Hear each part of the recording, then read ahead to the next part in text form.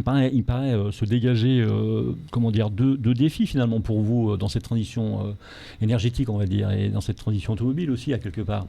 C'est de développer le véhicule électrique sans générer de contraintes supplémentaires, je suppose, sur le réseau électrique déjà existant. Et puis la deuxième me paraît de garantir une mobilité électrique vertueuse du bout en bout, privilégiant les recharges des énergies renouvelables en particulier.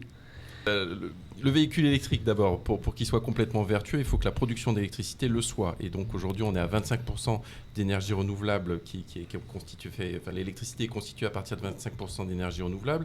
Si on regarde un tout petit peu dans le passé, il y a 4-5 ans, c'était 5%. Et si on se projette un tout petit peu dans l'avenir, évidemment, on va passer à 40-50%. Et du coup, le véhicule électrique trouvera tout son sens quand le mix énergétique sera le plus décarboné possible. Ça, c'est la première réponse.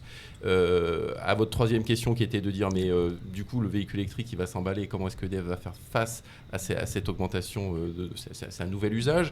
Vous dire qu'aujourd'hui, d'abord, ce qu'on remarque, c'est que dans le mix énergétique, EDF fait des efforts avec beaucoup de partenaires, l'ADEME en particulier, pour d'abord éviter la consommation d'énergie. C'est la première source qui est en fait la plus vertueuse, parce que toute l'énergie que vous ne consommez pas, forcément, c'est l'énergie la plus vertueuse. Vous ne produisez pas de carbone. Donc on a ce qu'on appelle l'efficacité énergétique. On travaille sur les outils qui nécessitent de l'électricité, mais à partir du moment où ils consomment moins d'énergie, c'est mieux. On travaille sur la maîtrise de l'énergie, c'est-à-dire qu'on essaie de baisser les consommations intrinsèques de l'électricité. Et on s'aperçoit aujourd'hui en fait que cette baisse de la consommation de l'énergie, c'est très bien, mais avec l'arrivée du véhicule électrique, on se doute qu'il va y avoir un relais de croissance, et donc il faut regarder ces deux choses, c'est combien je réussis à baisser les usages classiques et combien les nouveaux usages, comme le véhicule électrique, vont tirer. Le véhicule électrique peut être vertueux à deux conditions. On l'a vu sur la partie production, il faut que le mix énergétique soit le plus décarboné possible, et ensuite il faut que lorsqu'on charge son véhicule électrique, on le fasse de manière vertueuse. Alors qu'est-ce que ça veut dire de manière comment vertueuse ? On charge de façon vertueuse. Si vous regardez globalement en Martinique, mais que dans beaucoup d'îles et partout dans le monde, vous avez deux pics de consommation d'électricité. Le premier, c'est le matin parce que vous êtes encore au domicile et déjà au travail. Et le deuxième, c'est le soir. On est pas loin de 19h. Et donc à cette heure-ci, globalement, vous avez les industries, les usines qui tournent, mais vous avez aussi les salariés qui sont déjà rentrés chez eux. Et donc il y a un pic. Donc si je rentre le soir chez moi, je branche mon véhicule, je rajoute un pic de consommation qui est déjà important.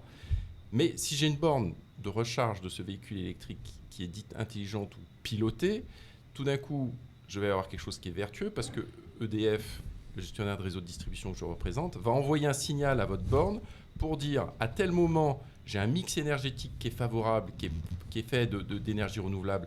À tel moment, j'ai une consommation qui baisse et au contraire, j'ai besoin de recharger ces véhicules électriques.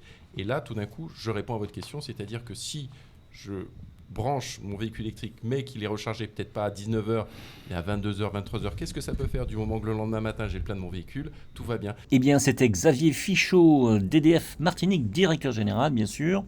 Je vous donne rendez-vous le vendredi soir à 18h pour notre grand talk show, la bande AJM des experts automoto sur Maxime Martinique. À très vite.